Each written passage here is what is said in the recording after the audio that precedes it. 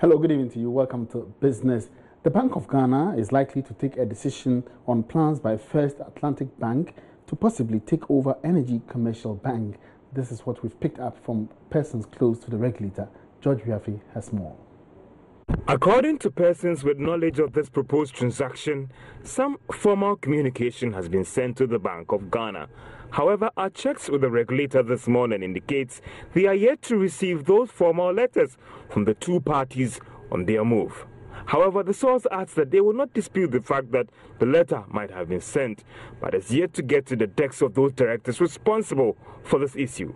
But why is this initial approval so important at this stage? Well, without it, it might be impossible for First Atlantic Bank to go ahead and firm up the agreement for the possible takeover of Energy Commercial Bank. A source close to the Bank of Ghana has maintained, even though they want to encourage such measures, they will not just bend the rules, but ensure that the right things are done.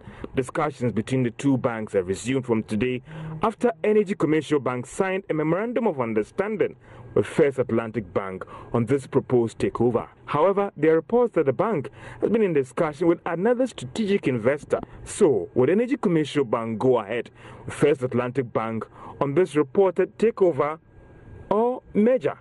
Maybe the joint press statement that will be issued by these two banks soon might clear the air on all these issues.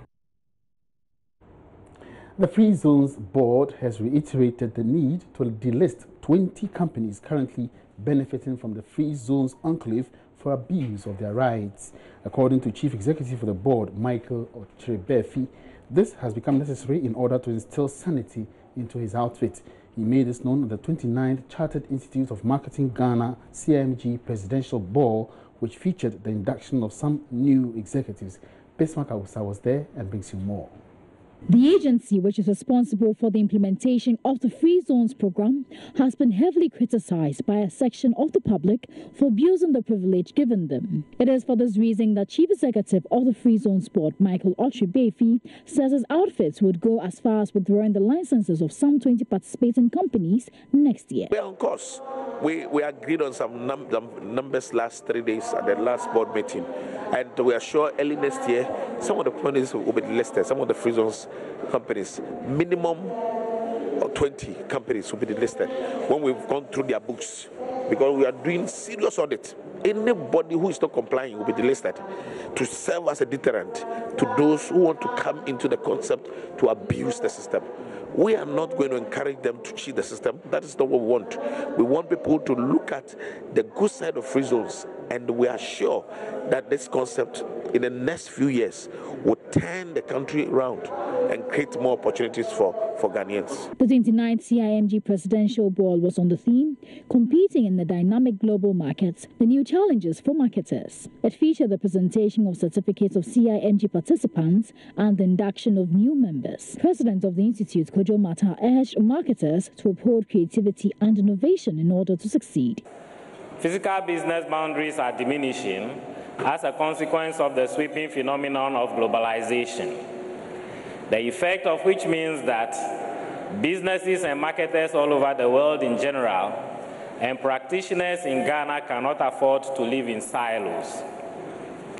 Instead of packaging and selling customized products, businesses and marketers are beginning to realize that a more sustainable and winning business strategy is the standardization and mass production of brands and service offerings that can be scalable and accepted in many markets with similar needs across all geographies of the world. These and many more trends in globalization means that for the marketer to succeed, we must always be constantly creative and innovative. That way, we can justify every cedi spent on our marketing efforts. The Presidential Ball is usually the last official event that brings activities of the Institute during the year to a close. It also provides the platform for the President to host a number of corporate executives and professionals to deliver a speech on a chosen topic of national interest. Bismarck Awusa's report for Joy Business. CEO of Universal microfinance company Kwadwo Amofa Fofie has criticized the view of a section of the public that the Bank of Ghana is out to collapse the microfinance sector after recently descending on the commercial banking industry.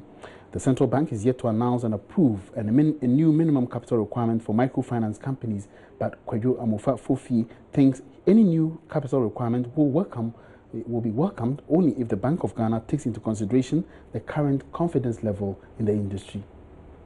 I can put on record that as far as we are concerned, we've been able to meet the minimum capital. But we cannot say it for a fact because the Bank of Ghana is here to approve it. And so with all the funds at our disposal and how we have operated in the past, for our liquidity ratio, it is so good and it makes us so comfortable. So it means that if I'm able to provide a high paid up capital, if somebody wants a loan of 30,000 and you cannot do, I can do it, provided it's a good loan, and it gives me an advantage. So I don't see it as too high. But then, if you look at it from the point of view of the fact that the confidence in the industry is low, there are some of the institutions that are struggling, and getting people to come in as shareholders is becoming a problem for them. Now, almost every year, the Accra Metropolitan Assembly, AMA, embarks on routine decongestion exercises. The last time which such an exercise was conducted was in January this year. In fact, the Accra Mayor, Mohammed J. Sowa, at the time assured confidently that January decongestion will be sustained. It's 11 months down the line, and my colleague Charles Aiti has been monitoring the situation to find out whether anything has changed. In the beginning of this year, the Mayor of Accra embarked on a massive decongestion exercise at the central business district of Accra. But just look around me. The traffic, the noise, the human traffic in that regard, everywhere has been congested. And just ask yourself, what happened in the span of all these months? So far, the question that has remained unanswered is whether or not it is a situation of legality against humanity, as the affected hawkers do say that they could be rid of their livelihood should a massive decongestion exercise take off. As well, the issue about the growing population in Ghana, as well as a high demand for goods and services, has caused a drain on the already existing markets that, of course, invariably has seen most of these traders leg onto the streets. We got in touch with some of these traders who tell us the fact that it will be a very huge situation for them. It will be a very dire situation for them. In fact, should a decongestion exercise happen, they just don't believe the entire concept works after all. To be frank, I may feel about November, December, and May, fine, and May, and I can watch a twin pea.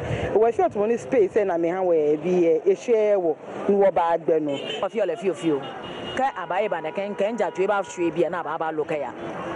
If you're non manium in Cafe and Cafio, get a few can do for you, I will feel about Fitai. Car, I feel one yash you want to buy why a general. Any baby, I call Aquatandi, I and a giant and Sakoyano. So, or man or more and Nunya and intimate to Andicacra. Have you wanted here? And yet, possible, quantum de me. I left a deep radio, but a bit my sasso. With the festive season approaching, whenever you visit a very busy place like this very market, you should be expecting something much more chaotic than this. Of course, traders will tell us that the numbers will double and, of course, the congestion will increase. But as they are here doing business on the streets and the pavement of Accra, the main issue that, of course, lingers is when they will be kicked out. When, of course, the demolition exercise would happen, if indeed it will happen effectively. For Joy Business, I'm Charles Aita reporting from the Central Business District of Accra.